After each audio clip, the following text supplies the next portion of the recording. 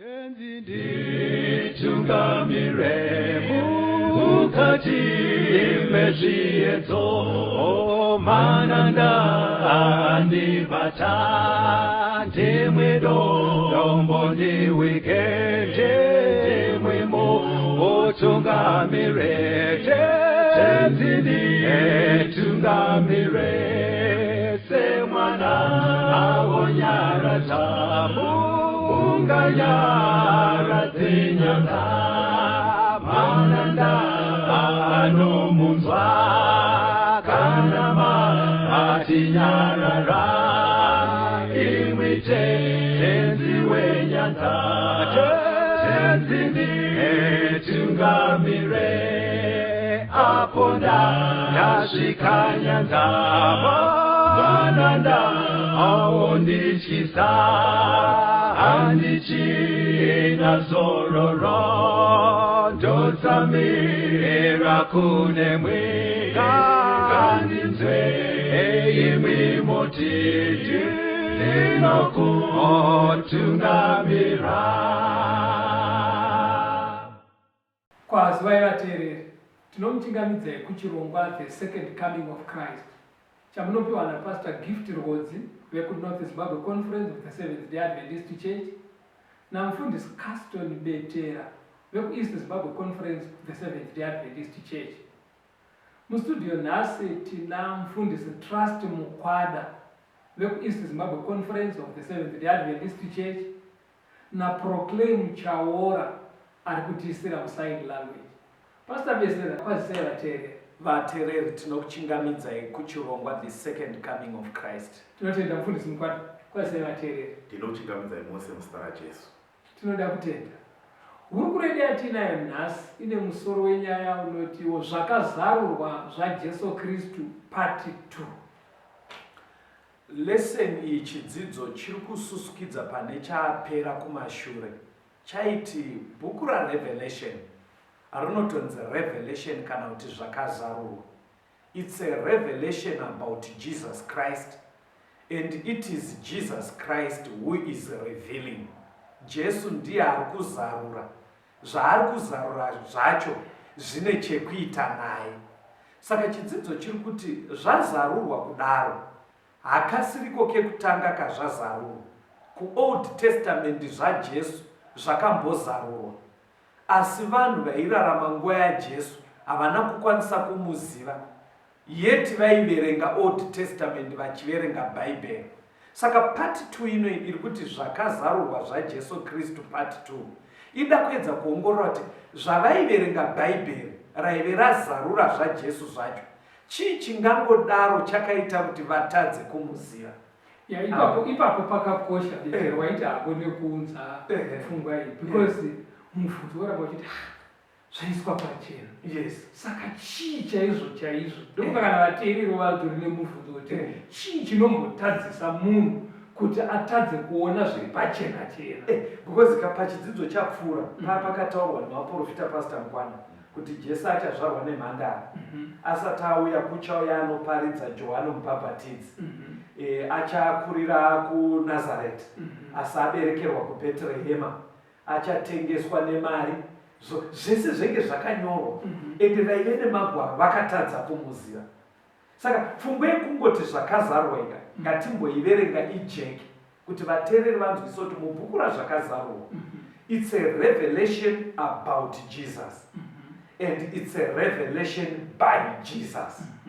Zvakazarurwa izvi ndezvaJesu. Yes. Ndiye anofanira kuonekwa. Ari kubatsira kuti zvibude pachena ndiye Jesu wacho. Yes, Revelation 1 verse 1. Mufundisi Mukwada tiverengerei. Revelation 1 verse 1.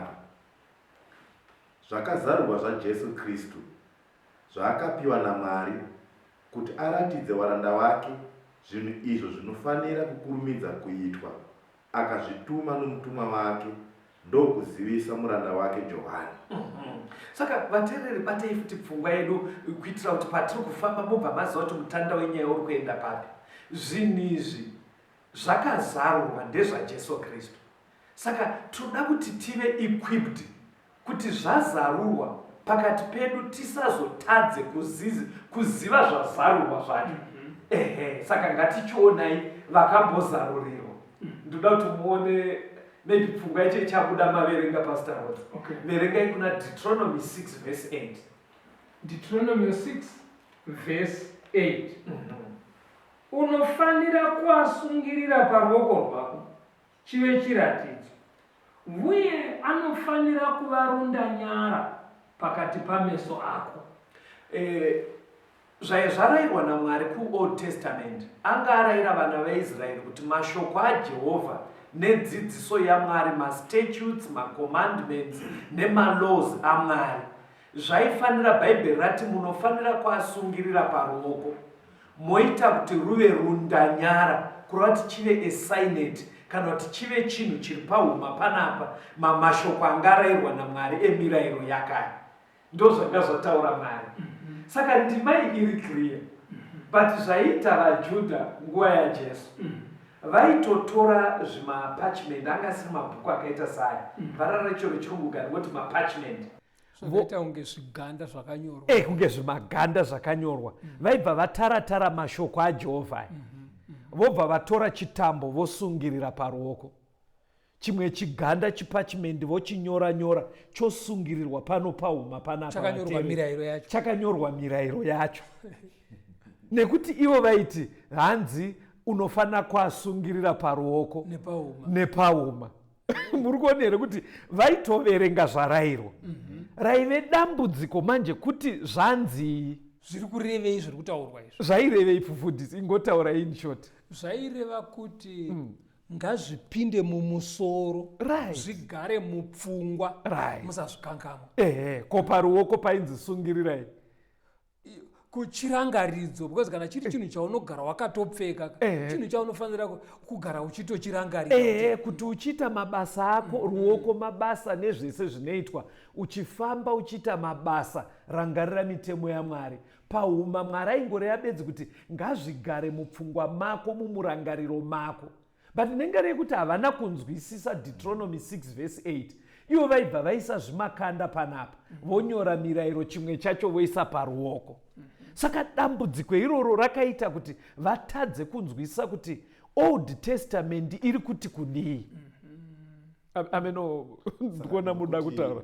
Dambudziko rawakaita nderekuti zvinhu zvataurwa ivo vari kuzvitora literal. Yes, ndovara rinoita iroro. Literal. Zvingangofani kuti nhasi tikaverenga kuna vaEfeso, Paul anonyora achiti shongai nhumbi dzese dzekurwa nadzo dzaMwari. VaEfeso 6. Motoona munhu aine gano, aine huta, aine shield kuda kurwisana naSatani. Ndidzo dziri kutaurwa. Sorry kuti ndazoseka hangu ndasingafunga kuti mungapemenza ndizvozvo. Pataura namufundisi pastor, vaEfeso 6 painoti torai nhumbi dzose dzekurwa nadzo, unotonzwa ichiti torai nhoo, torai munondo, torai bakatwa. Saka ndo pari kunzi namufundisi, ndima iyoyo ukasainzwa kuti iri kuti unonogadzira gano nebakatwa, unotonogadzira gano nebakatwa wotofamba nazvo, sekunge Satani anorwiswa nebanga. Saka muchiona mubhuku razvakazarwa ratichadzidza, pane parinototaura zvekuti mamaki pahuma. Saka ukasatonzwisisa manje kuti maki zviri kunzi pahuma kuti unofunga kuti ichatonyoreka ichioneka. Saka tiri kuti zvakazarwa zvaJesu izvi kaizvi hatinzwisisei kuti hongu zvakazarurwa zviri mumagwaro, but magwaro acho haadi kutorwa zviri literal paari kupa dzidziso. Maybe ngatione mumwe muenzaniso. John chapter 3 inotaura nyaya yerungano rwaJesu naNikodimasi. Paakaenda usiku paya. Paakaenda usiku akati muri mudzidzisi akabva kuna Mwari. Zvikanzi aiwa Nikodimasi, nyaya yakakosha, munofanira kubarwa patsva. Nikodimasi akati murume mukuru akaita seni, ndopindazve here mudumbu ramai vangu? Jesu kwaakuzotsanangura aireva nyaya yekubhabhatidzwa. Muri kuona roti pfungwa, because Nikodimasi vateereri aitova mukuru wevaJudha, aitova mudzidzisi wemurayiro. Thank you mufundisi. But muri kuona roti paakanzi munofanira kubarwa patsva, aitofunga kupinda futi mudumbu ramai. Saka kapfungwa aka kakazara muvaJudha kekutora magwaro zviri literal. Saka ndo zvakaita kuti vatadze kunzwisisa Old Testament yachona. maybe ngatione mumwe muenzaniso kuna John mufundisi. Endai pana John chapter 2. John chapter 2 verse 19 to 21. Jesu akapindura akati kwavari, putsai temberi iyi, ini ndichaimutsazve namazuva 3. Zvino vaJudha vakati, temberi iyi yakavakwa namakore ana 46. Zvino iwe ungaimutsa namazuva 3 here? Asi iye wakanga achireva temberi yomuviri wake.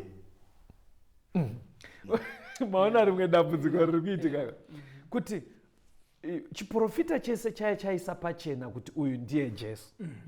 But even pavairarama naye muri kuona kuti vairamba vachikwesherana. Ivo vakafunga kuti ari kureva kuti ndoparadza temberi yepaJerusarema yenge yatone makore mudhuri wacho.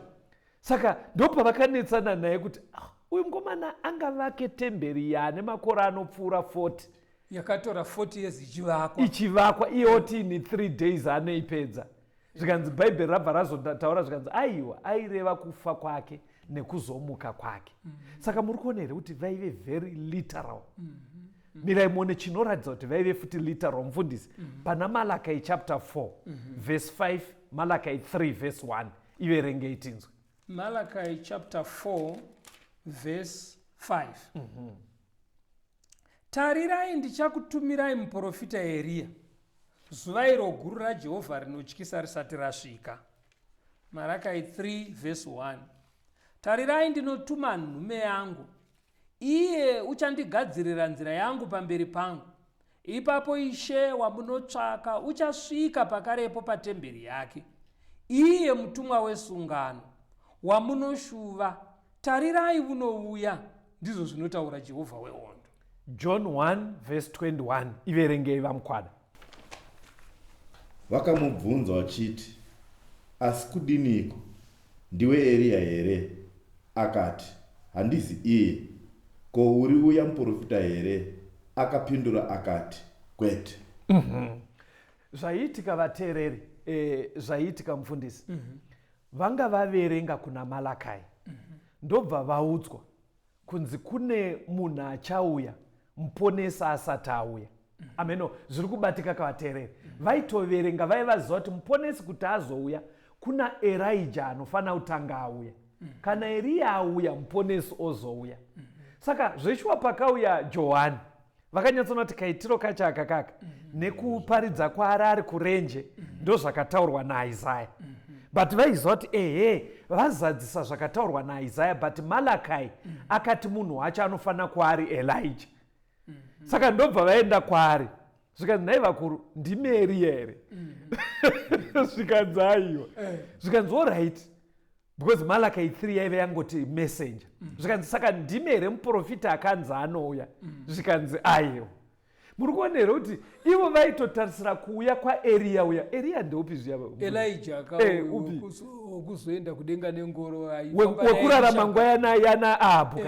Papatone makore mazana akazanirana Elijah atoenda kudenga. Saka ivo vaitarisira kudzoka kwaElijah iyeye. Saka ndo zvakaita kuti vatadze kutoziva kuti chii chiriko. Saka zvairevei verengai pana Mateo 17 verse 10 to 13.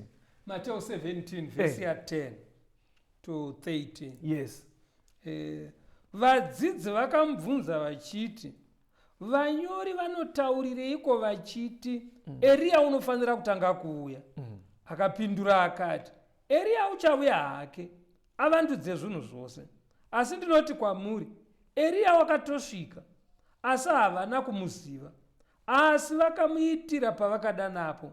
Saizvozvo mwanakomana womunhu uchabva otambudzwa navo. Zvino vadzidzi vakanzwisisa kuti wakavaudza zvaJohani mubhabhatidzi. Saka vadzidzi pavaifamba naJesu vachiti ndiye muponesi ka. Pavaisvika kuchechi vaibva vanzi nevanyori marasika, muponesi asati auya kunofanira kutanga kwauya Eria. Saka vazoenda kuna Jesu zvikanzi, muona nyaya iri kuti confuse, ko sei zviri kunzi pari kufanira patanga pambouya Eria?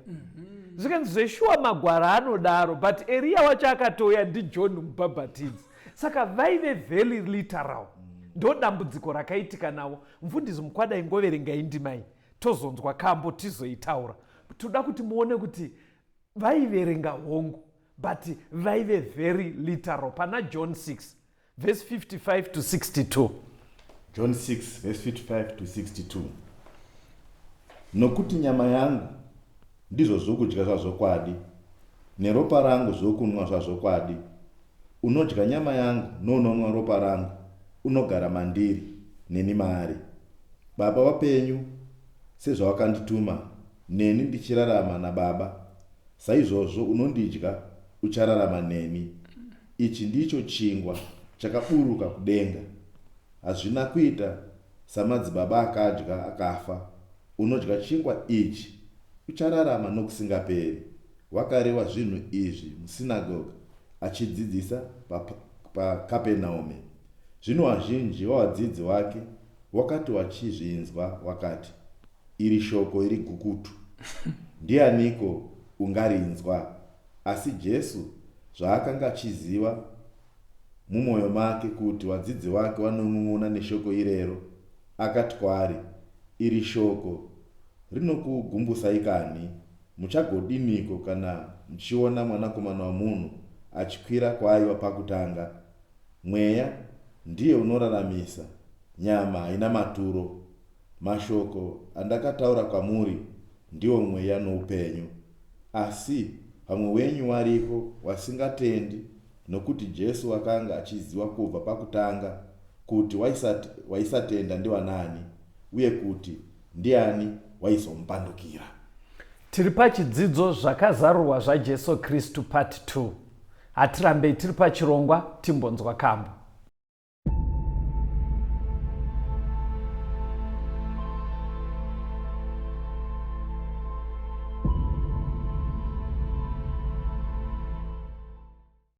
Tine ukama, tine kufara kuza, miramu mawaka ake, chikamorero runyararo kuza, miramu mawaka ake,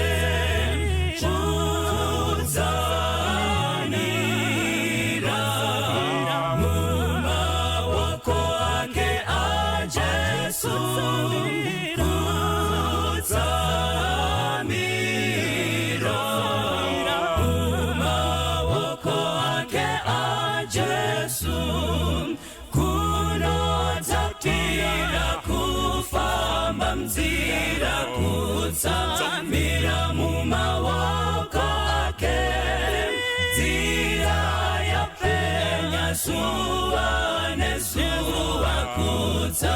Mira mumawaka ake, kuza. Mira mumawaka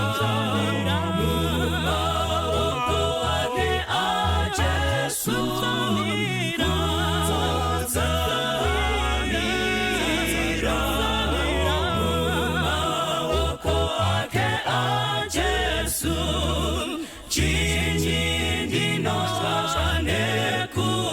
Zira kuza, mira mumawaka ake, geru nyararo tenzi wapetwa kuza, mira mumawaka ake, kuza, mira mumawaka ake ajesu.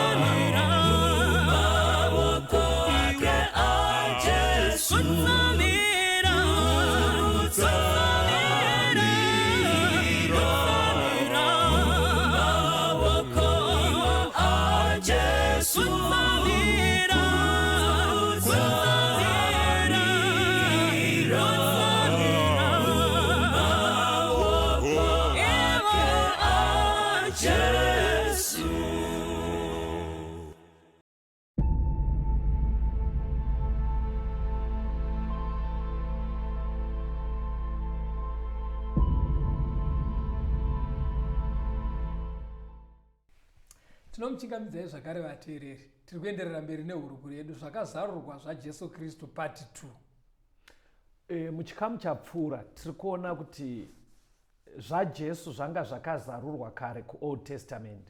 Vanhu vaitoverenga futi magwaro acho, asi chaizoita kuti vatadze kumuziva vaive very literal.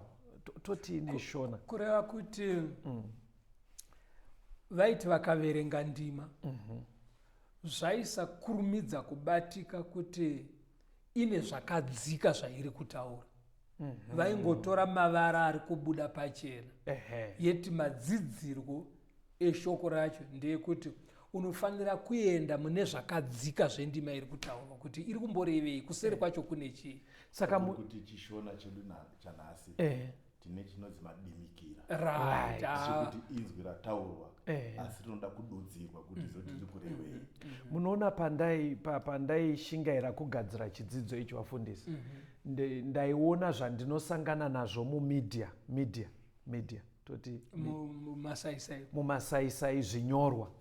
Panonyanya kutaurwa bhuku razvakazarurwa, vanhu vanenge vachida pane nhamba dzinonzi ana 666 nemamaki. Saka muchaona kuti mumedia nyaya yakazara ndeye kutora zviri literal. Saka ndo zvakandipa kurohwa neana kuti ndo nyaya yakanyudza vanhu kavenguva yaJesu iyi, kuti vaitora zviri literal. Yeti zvokuti vanhu vakanzwa zva666 vakatona mota ine namba plate na 666 zvakada kudaro. Hani mukuona dhenja yacho pairi, kuti pakanzi maki pauma vari kutoona apa, pakanzi maki paruoko munhu otofunga kuti chidhindo paruoko. Ndokafungiro kaive nemajudha enguva yaJesu. Vaitoverenga asi vaitora zvavaverenga zviri literal. Saka nyaya yaibva yavanzvenga. Saka tiri kureva kuti vanga vasingazvitore semadimikira anoda kududzirwa kana kuti tsumo. Vaisazvitora zvakadaro. Saka isusuwo patichange taakudzidza bhuku razvakazarurwa, itori chenjedzo yatiri kuwana kuitira kuti tizive kuti tingarinzwisise sei. Papedzera kuverengwa naMukwada, Jesu anga ari kutsanangura ndepaya nezuro wacho afidha vanhu 5,000. Vakazenge vauya mangwana vakawanda. Ndobvaona kuti vainga chikafu ndokuchitanga kuvadzidzisa. But ivo vaida chingwa bedzi. Kusvika atozoti aiwa madima madya miri wangu nekunwa ropa rangu. Zvikanzi unotiita varoi akutiko murume uyu. Zvikanzi anodya miri wangu neropa rangu ende anobva anyatsorarama nekusingaperi. Saka mukatoverenga medzisiro yacho vakatozopedzisira vakumuta ane mweya wetsvina. Ada kutiita varoi because vaitora zvataura Jesu zviri very literal. Rimwe dambudziko ravaive naro rinobuda pana Jeremiah vafundisi.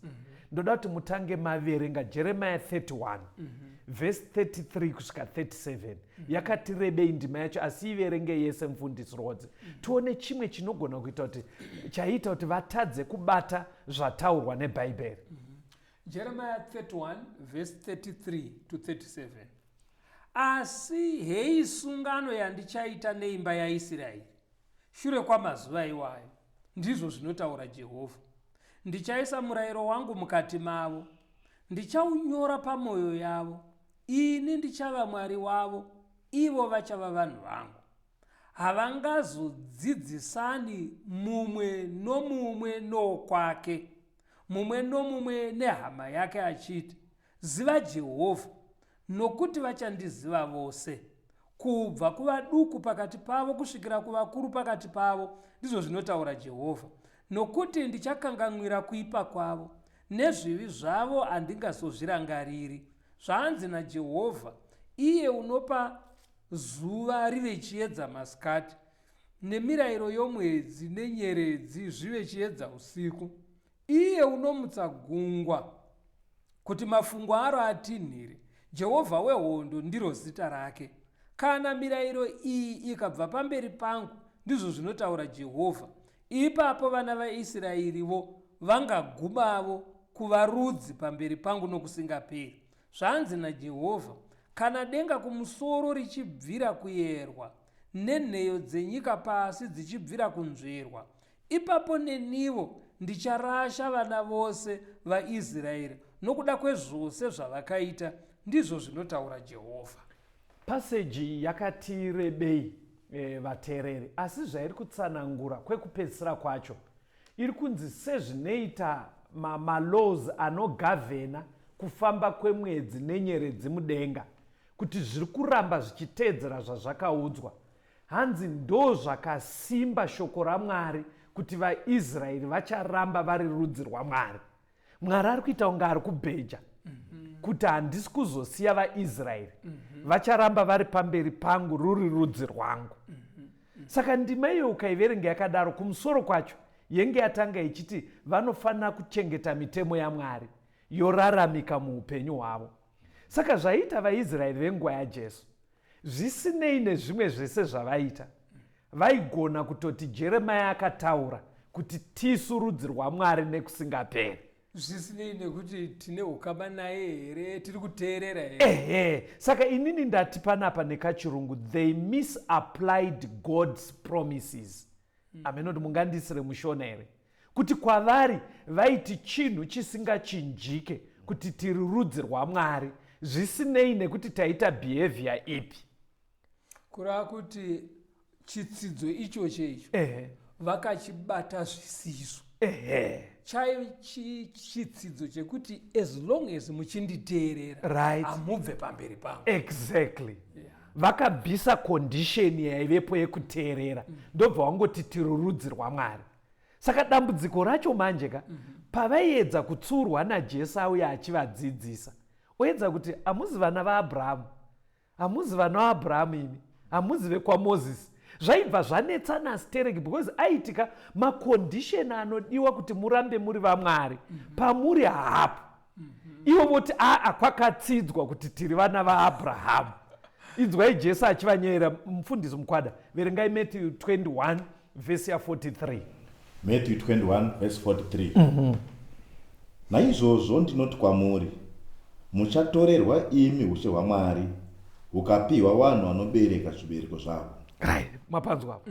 Vaitoudzwa kunzi kunzi uIsraeri serudzi hwapadhuze kubviswa kwamuri wopiwa kuvahedheni vanotenda. Saka uIsraeri hauzi hweropa. Hauzi hweropa manje mapabata waidhipenda nekuteerera Mwari. Saka ivo vaibatirira bedzi pekuti zvakanzi naMwari rudzi rwekwaIsraeri harusi kuzobva pamberi paMwari. Zvingangofana kuti mubereki aendesa mwana kune chikoro chinozikanwa kuti kunopaswa apa. Yes. But mwana we asvika ikoko bva atadza kuerenga nekustada nezvingafanira kuti zviitwe. Achingoti panopaswa apa. Munhu hapasi kune zvinofanira kuitwa. Exactly. Saka ivairamba chingoti tiri vana vaAbhurahamu. Yeti pane zvofanira kutoitwa kuti munhu. Saka kuti vazobvuma kuti Jesu ndiye wacho arida kutibvisa kuna Abhurahamu, vaibva vati haangave iye, nekuti Jeremia akati tiri vana vaMwari nekusingaperi. Yeti Jesu akatotaura kuti taakubvisa ushe hwokuti Israeri toisa kumwe. Even today, muchaona kuti pfungwa yekufunga kuti Israeri iyo iri kuPalestine ndo rudzi rwaMwari nekusingaperi yakatotyokera muvatendi vakawanda. Yekutoti kuIsraeri ndo kwevanhu vaMwari itori muvatendi vakawanda, yeti uIsraeri hunonobuda pakuteedzera zvinodiwa naMwari uine kutenda fanika kwaive naAbhurahamu. Hatifambei pamberi, endai vaKorinde vekutanga mufundisi chapter 10 verse 6 na 11. 1 vaKorinde 10 verse 6 neverse 11.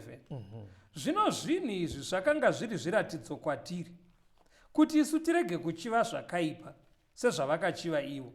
Verse 11. Zvino izvi zvakavawira kuti vave zviratidzo, zvakanyorwa kuti tinyeverwe isu takasvikirwa nekuguma kwenyika. Chimwe chaita kuti vatadze kubata zvakazarurwa zvaJesu zvanga zvazarurwa kuOld Testament, havana kunge vanzwisisa kuti manyorerwa akaitwa Bhaibheri Old Testament rakanyorwa iri minongedzo yezvinozouya. Chirungu chinoshanda pane zvandinoedza kutsanangura vafundisi chinonzi typology, kubva pavara rekuti type riya, TYPE, type. Kuti kaitiro kakaita Mwari neSodhoma neGomora mufananidzo kunongedzera kaitiro kanogona kuita Mwari nenyika ino kana chingochani chikakurumbira. Saka kune zvakaitika kare. Yes. Zvekuti kana muchida kunzwisisa zvichazoitika kumberi. Endai munocherechedza izvozvo. Munocherechedza. Ndomuenzaniso wacho. Ndomuenzaniso. Saka kadzidziro ikako kakashayikwa futi matiri nhasi. Zvinogona kutinetsa kunzwisisa bhuku razvakazarurwa. Hationei zvimwe zvakaitika kare zvichinongedzera zviri mberi. Endai pana Romans chapter 5 mufundisi Mukwada. Verengai verse 12 to 15. Romans 5 verse 12 to 15. Saka zviwi sezvazvakapinda munyika nomunhu mumwe, norufu rukapinda nezviwi, saizvozvo rufu rwakasvika kuvanhu vose, nokuti vose vakatadza. Nokuti murayiro usati wavapo, zviwi zvakanga zviri panyika. Asi zviwi hazviverengerwi munhu kana kusino murayiro. Asi rufu rwakabata ushe kubva kuna Adhamu kusvikira kuna Mozisi, kunyange napakatiwo pasina kutadza nokudarika kwaAdhamu, waiva mufananidzo waakanga achizouya. Asi chipo chokungopiwa hachifanani nokudarika, nokuti kana vazhinji vakafa nokudarika kwomumwe, zvikuru nyasha dzaMwari nechipo chakauya nenyasha dzomunhu mumwe, Jesu Kristu, zvakawandira vazhinji. Pfungwa iri kubuda apa. Pane zvakawanda zvataurwa zviripo. Pari kunyanya kutaurwa vanhu vairi, Adhamu naJesu. Saka besides dzimwe nyaya dzaAdhamu dzatinoziva nedzaJesu, Pauro ari kuti Adhamu aive mwana waMwari, akakonzeresa ameno language yakabatika kamazuva ano, akakonzeresa kuti nyika ive zvairi, nekuti chivi chakapinda. Ndo pakabva pachitanga rufu, hosha nezvese izvi. Saka Pauro ari kuti manje Mwari akabva agadzira mumwe Adhamu anova Jesu, anokonzeresa futi kurifesa saka vari kudzidzwa kwebhaibheri kwandiri kuedza kutaura itypology kuti zvakonzereswa naAdhamu kuti zviwire nyika yese, Jesu anogona kukonzeresawo kuti nyika yese ibhenefite. Ameno kuti kune mamwe manzwi tinana Adhamu vaviri. Yes. Adhamu wekutanga aunza dambudziko. Adhamu wepiri agadzirisa abvisa dambudziko. Exactly. Saka kadzidziro ikako kanodiwa uchidzidza bhaibheri kuti uzoti hongu kunyaya dzaAdhamu kune nyaya dzakawanda akazoita vana vake, but mutanda wenyaya uri kuti honai aparira nyika.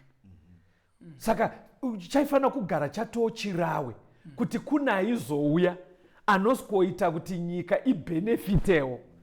This time anenge akutiparira ruponeso. Ndo pfungwa iri kuteedzwa ipapapo. Ngofanira kuti munhu amwa poison ndobva azopiwa zvinorutsisa. Exactly. Ndizvozvo chaizvo. Saka kakudzidzwa ikako kainzvenga vakuru vevaIsraeri. Kanodiwa kana taakudzidza bhuku razvakazarurwa kuti kune nyaya dzakaitika kare dzichifanonongedzera nyaya dzaizouya. Seimwe nyaya yakajairika yaJona mufundisi. Verengai pana Mateo 12 verse 40. Mateo 12 verse 40. Yes. Nokuti Jona sezvaakava mudumbu rehove huru mazuva matatu nousiku hutatu, saizvozvo mwanakomana womunhu uchava mumwoyo wenyika mazuva matatu nousiku hutatu. Inyaya yakajairika vateereri kuti totoziva kuti Jona anga atumwa kunoparidza kuNinevha. Ndobva akuda kuramba kuenda kusvika azoti ndikandei mumvura ndini ndakonzera dambudziko akamedzwa nehove. Iri kunzi yakamumedza ikava naye for 3 days handitika. Ndo nyaya yacho zveshuwa. But yakuchidudzirwa manje tichitora thimu mutanda wenyaya mukuru. Jesu ari kutoti Jona zvaakaita 3 days ari mudumbu rehove ndo zvichaitawo mwanakomana womunhu kwakureva kufa kwaJesu kuya nekuzomuka kwake after 3 days. Saka ameno zviri kubuda here pfungwa yandiri kuti matype kuti kugara kwaJona mudumbu rehove kunenge kuchinzi itype, kune zvakaifananidzira kana kushurudzira. Saka kuzogarawo kwaJesu omuka after 3 days kunenge kwakunzi antitype. okurati ndo zvasadziswa zvaimirirwa nemumvuri uya saka kadzidzirwo ikako kebhaibheri kakakosha. Kana tinoda kuti tiribate, maybe muenzaniso wakanyanya kujeka uri pana John 1 verse 29. Verengai mufundisi mukwada. John 1 verse 29. Yes. Awa mangwana wakaona Jesu achiuya kwaari akati, tarirai gwayana raMwari rinobvisa zvivi zvenyika. Munoona kuOld Testament, yes, kwaiurayiwa makwai, yes, sezvipiriso, right. Saka mukudzidzisa makwai iwayo aitotaura zvaJesu, kuti kuchauya Jesu anosvikofa panzvimbo pemutadzi, kuti mutadzi agoponeswa.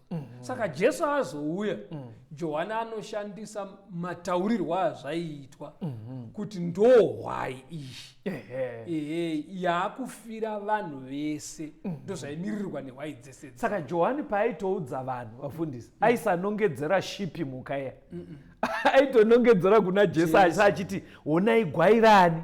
Ari kuedza kureva kuti ndo zvainongedzerwa. Saka patiri kudzidza zvakazarurwa zvaJesu Kristu part 2, tiri kuti tikanzwisisa izvi, ndo zvaisanzwisikwa nevakuru veIsraeri. Tikazvinzwisisa zvinhu zvinotibatsira patinenge taakudzidza bhuku razvakazarurwa, even nekumwe kudzidza kwese. Regai timbonzwa kamboateereri tiuye toenderera mberi.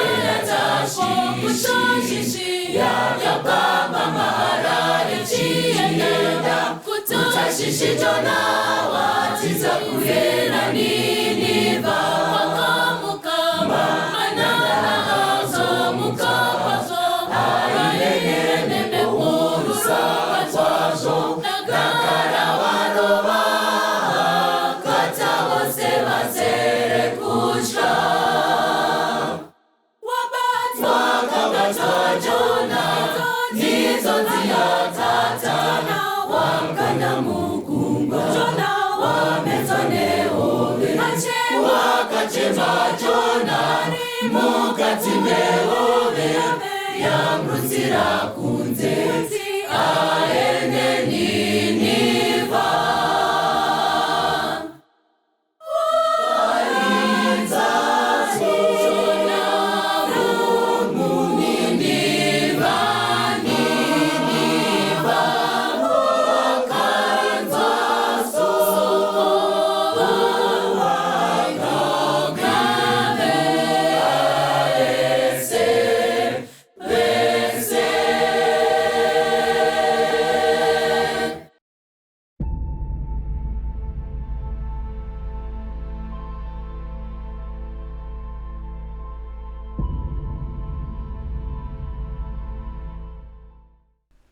tinomuchingamidzai zvakare vateereri. Tiri kuenderera mberi nehurukuro yedu zvakazarurwa zvajesu kristu part 2. Chidzidzo chinoda kuramba chichitikurudzira kuti bhuku raRevelation rakatorivhila zvajesu, ende jesu ndiye ari kuzvirivhila.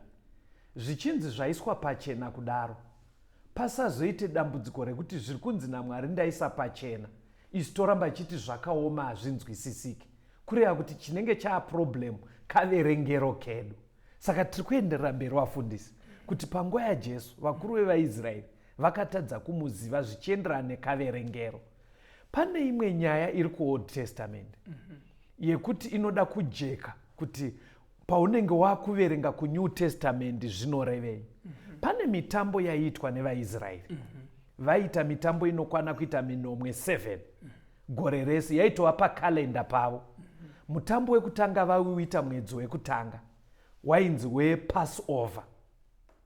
Munganditsanangurira kuti chaive chii Passover? Passover yakabvira pazuva ravakabudiswa muIjipiti naMwari. Yes.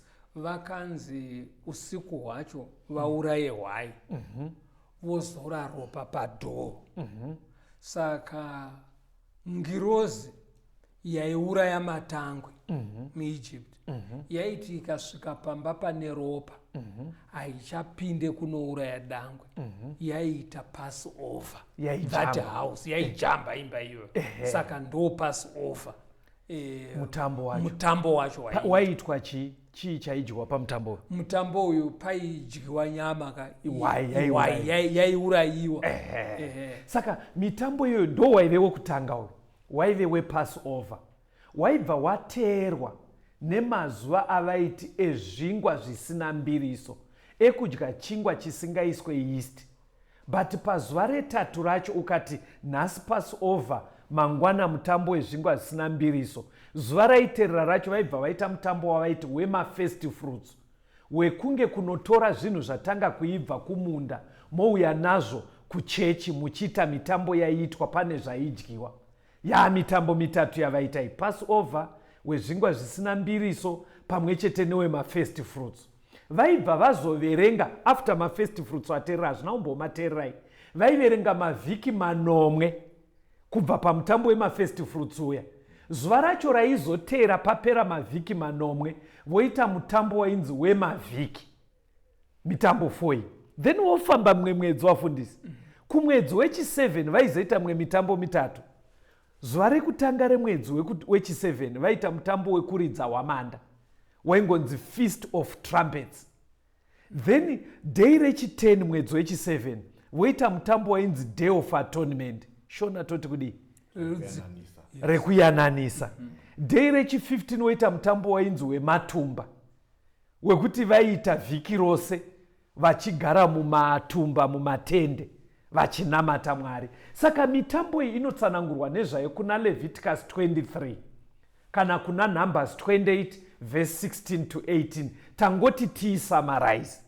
Saka panoda kuchichenjerwa manje pane chidzidzo chedu ndepekuti ameno kana musati mambozvisangana nazvo kuti like idzo nguva dzataakusvika idzi hamusati mambozvisangana mibvunzo yakafanana nekuti Paseka zvakamira sei vafundisi? Paseka Easter yasvika vafundisi, dzimwe nguva mitambo yakasiyana ameno munombosangana nazvo ka? Zvitoriko, ende kunotori nevamwe vanogona kana kutokwira ndege chaiko kuti toenda kunoitira Paseka kuIsraeri kuJerusarema. Right. Ndisati taenda kuti tuone kuti zvainongedzerei papfungwa yatiri kuti typology yandaona maamida kutaura mufundisi.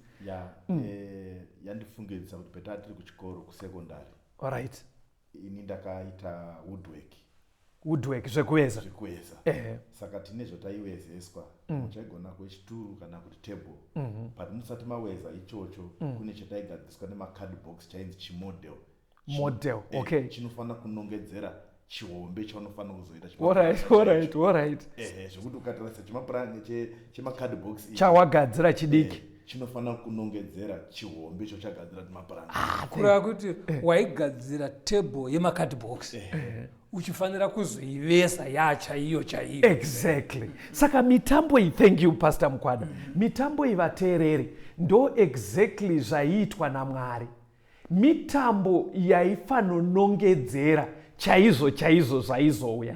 Ngatione kuti zvaizoya ndezvipi, especially pamutambo 2 yekutanga wezvingwa zvisina mbiriso newepassover. Verengai vakorinde wekutanga 5 verse 7. 1 Vakorinde 5 verse 7.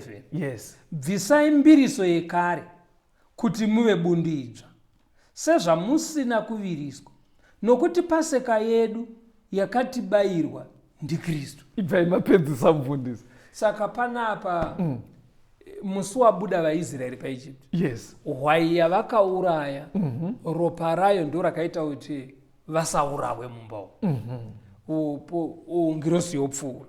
Saka zvaakunzi Jesu kufa kwaakaita kana tamugashira saishe namuponesi muupenyu hwedu taakupfuurwa nerufu, passed over. Saka Kristu ndiyo paseka yedu. Saka isusu vatendi venguva dzinoka hatichafanira kuenda kunogara tichiti tiri kunoita paseka. Paseka yedu ndi Jesu. Kuramba Jesu ukadaroka because azouya kaiye kupinda. Muchaona kuti venguva yaJesu ndo vatiri kunyanyotarisa kuti sei vasina kugona kuona zvinhu zvazvazarurwa izvi. Musi wavatouraya Jesu, Jesu achizadzisa gwai raisiurayiwa riya, vanotonzi vaita hasikasi, vaitokasika kuti ngatikasike kuita toda unotamba mutambo wepaseka. Vasingatozoti Jesu pavakumuuraya akubva aganhura akumisa mutambo wepaseka kureva kuti hauchachiitwe. Why? Nekuti gwai racho repaseka raiurayiwa razadziswa muna Jesu. Saka iye zvino izvi kune vamwe futi pakuverenga padai Mwari abatsira. Ani mapaona dai Mwari abatsira. Zvinenge zvazarurwa but kaverengero kovhiringa. Ndosaka muchiona kuti iye nhasi chero vanhu vaverenga izvozvizvo zvokuti Jesu ndo yapaseka yedu, munhu anongokwira ndege futi kuita sei kuenda kunoita pasika kuIsraeri. Ameno ndingaita sei, sorry kuti ndaseka vateereri ndi mustudio, hatifanire kudaro because pakati penyu kunogona kuva kutori nevari kuita zvataurwa namufundisi. Saka kasekero kandaita kanobva kaita unge pamwe kuseka imimi, but zvauya tichiteedza pfungwa yataverenga. Nyaya yepaseka, kutoti paseka kubva pavara zvataura mufundisi kuti Passover, shona ndo inozonoti paseka, raive gwai raitourayiwa but richifanonongedzera Jesu aizoskofa pamuchinjiko. Maybe pfungwa ingangoramba ichitibata sevatendi ndeyekuti saka muri kuti here hapanawo chatingaite kuyeuka kufa kwaJesu. Ndo panonetsa because vanhu vane shungu because vanenge vachiti Jesu akatifira, akatakura marwadzo edu. Saka zvinobva zvaita kunge uri kurerutsa Jesu ukashaya kanhu kekuyeuka rufu rwake. Ameno mufundisi kuti munombosangana nazvo here kuti vanhu vanoda kubatikana nekurangarira kuita kamwe kanhu kuti vati tiri kutondera kufa kwaJesu. But ndinofunga Bhaibheri nezvarinodzidzisa zvinogona kutibatsira. Ibvai mangotibatsira maybe tondera izvezvo. Kune chinonzi Lord Supper, chirayiro chatenzi. Right. Chingwa chiya chapachinenge chidyiwa newaini yaya zviri kutonongedzera kufa kwaJesu nekumuka kwake. Thank you mufundisi. Kwete izvozvo bedzi. Baptism. Munhu kana achibhabhatidzwa munongedzero wekufa, chifa kuzvivi, kutimuke noupenyu husva naKristu. Roma 6. Varoma 6. Saka vateereri, patinobatikana paizveshuwa nekuti kufa kwakaita Jesu chinhu chikuru. Patinobatikana Mwari akasiya mitambo inoita kuti tirambe tichiyeuka nyayo. Mutambo wekutanga wataura naPastor Mukwada iHoly Communion, chirayiro chatenzi chekuti munhu wese anodya chingwa chiya ichi, onwa waini kwete inodhaka iya, muto wemizambiringa, chingwa chichimirira miri watenzi, waini ichimirira ropa rake. Ngatingoti grape juice ichimirira miri wani. Zvinhu zvinofana kuitwa nemunhu wese zvinorongwa kumachechi abatikana nerufu rwaJesu. Pamwe pacho patakatopatisipeta kare murufu rwaJesu ndepatakabhabhatidzwa.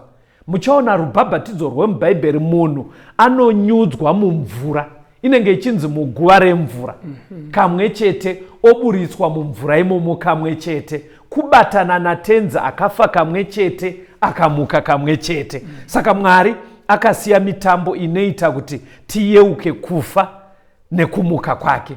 Although vanhu vane shungu yekugadzira mimwe mitambo, but bhaibheri rakatibatsira. Hatiendei pamberi, pane mutambo uya wainzi first fruits.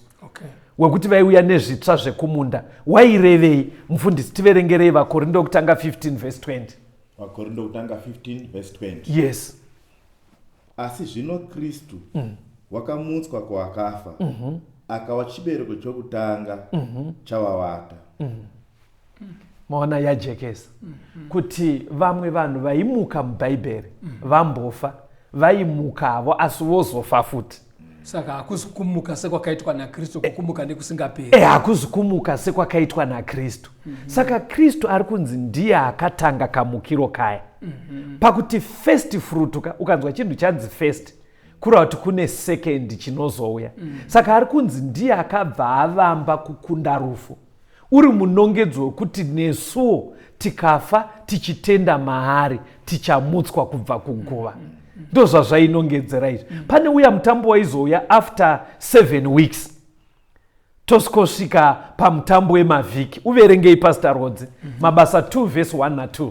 Mabasa 2 verse 1 na 2. Zvino zuva rePentekosta rakati rasvika, vakanga vakaungana vose pamwe chete panzvimbo imwe.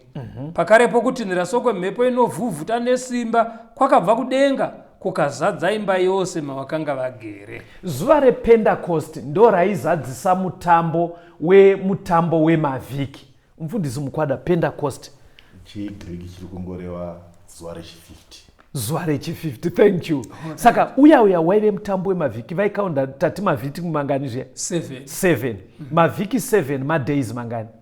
49 ka. Maiwana sei pastor? Konei kumhanya kudaro, konei kumhanya kudaro. 7 weeks madays mangani? Vhiki rine mazuva 7. Right. Oita mavhiki acho ari 7. What is 7 times 7? Thank you. Yaita 49. Saka pari kuzonzi Pentecost, mufundisi vati Pentecost zvaingoreva zuva rechi50. Vaibva vazoita mutambo after day rechi49. Rechi50 rate. Saka manzwa bhaibheri rabva rati zvino zuva rePentecost rakati rasvika. Kureva kuti mutambo wemavhiki wakazadziswa nePentecost. Hazvisiri izvo zvega pastor. KuOld Testament mitambo ipa yaiitwa nezvaiitwa pasanctuary. Nemaprista mabasa avaita zvine zvazvainongedzera.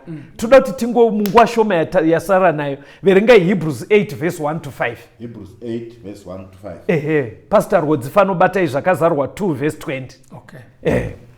Zvino shoko guru pana izvozvi zvatataura ndiro kuti tino muprista mukuru wakadai wakagara kurudyi rwechigaro choushe choumambo kudenga. Mira henyu makadaro. Manzwa zvairi kutaura panapa. Vaprista vaiita basa musanctuary vaya vachipirisa mhuka vachidii. Bhaibheri riri kuti manje Jesu paakazofa ofisi iyoyo yakavharwa. Ndoti chiko kare kureva kuti hakusisina vaprista vevanhu zvainongedzera nguva iri mberi yataveri. Kureva kuti zvaisitwa navaprista zvekubatidza mwenje vozunza rusenzi vari musanctuary zvakaguma. Muprista vaya vainongedzera uprista huri kuitwa naJesu akudenga. Ani maona kadudziro ikaka. Saka ukasanzwisisa kadudziro akamufundisa unogona kuramba uchitoita ofisi yaiitwa nevaprista ava nhasi. Ende wotomira uchitinga zviri mubhaibheri. Saka manzwa ndiri kuti ndo zvimwe zvakaita kuti vatadze kuona zvinhu zvanga zvazarurwa zvaJesu. Vaitoverenga ka. Ameno ndiri kuenda muda kuti unoziva kuti chinonzi Zuda ka. Ameno kana makambonzwa Zuda mari here imari yaitomboshanda pamazuva ayo yaitove mari chaiyo chaiyo. Yes. Asi kana nguva yayo yapfuura une wakatobata mari chaiyo chaiyo asi pakudhara. Anditozvona. Saka kune zvimwe zviitiko ka zvekuti panguva yazvo zvaive correct asi iye zvino zvaZuda. Thank you mapamuenzaniso wakanaka. Ndoda kuti verenge vhesi rekupedzisira zvakazarwa 17. Verengai verse 3 to 5. Zvakazarwa 17 verse 3 to 5. Verse 3. Ipapo wakandiisa kurenje mumweya ndikaona mukadzi akatasva chikara chitsvuku chizere namazita okumhura Mwari chine misoro 10 nenyanga 10 mukadzi wakanga akapfeka nguo tsvuku neshawa, akanga akashonga ndarama namabwe anokosha namaparera, nomuruoko rwake makanga muno mudziyo wendarama uzere nezvinonyangadza netsvina youpombwe hwake. Pahuma yake pakanga pakanyorwa zita rakawanzika iri: Bhabhironi, guta guru, mai wemhombwe nawe zvinonyangadza zvenyika. Ndo zvimwe zvatichasangana nazvo mubhuku razvakazarurwa. Pari kuratidzwa mukadzi ane kapu yakazara ropa, ari kupa ndudzi dzese dzichinwa. Pahuma pake pakanyorwa zita rinonzi Bhabhironi. Muchaona kuti nezvimwe zvatatodzidza hazvitorwe literal, hazvitorwe literal. Kutoti Bhabhironi takaiverenga kuna Daniel, kureva kuti zvaiitika kuna Daniel kuBhabhironi zvine zvazvainongedzera zviri kunzi tichidzidza. Saka chidzidzo chedu pechechiti zvakazarurwa zvaJesu Kristu part 2 changa chiri kuedza kuona kuti hongu venguva yaJesu vaiverenga asi vakatadza kumuziva. Saka chenjedzo ndeipo ateereri, patiri kunoriverenga ngatiriverengei tigoneka kuona zvakazarurwa kwazvacho. Tisaite sevenguva yekuti vachiverenga vairamba vari literal, votadza kuziva zviri mataipi, henzi votadza kuziva zviri kurehwa. Mufundisi Rodzi, ndoda kuti muoneke vateereri vedu. Vapei futi mafoni namba ekuti tigone kuvapa malingi ekuti vawane zvidzidzo zvatakaita kumashure zvakazarurwa zvaJesu Kristu part 2. Tinotenda vadikani, torai nhare idzi 0774 651 181 0774 651 181 kana kuti 0716 452 086 0716 452 086. Mwari vave nemi, tisangane muchikamu chinotevera. Tenzi nditungamire mukati mezviedzo, mananda andibata ndimwe dombo ndiwikende ndimwemo otungamire. Tenzi nditungamire semwana awonyara tamu unganyara dzinyanga, mananda anomunzwa kana matinyarara imwite tenzi wenyanza. Tenzi nditungamire aponda ndasvika nyanza, mananda aondityisa handichina zororo, ndotsamira kune mwika ngandinzwe imwi motiti ndinokutungamira.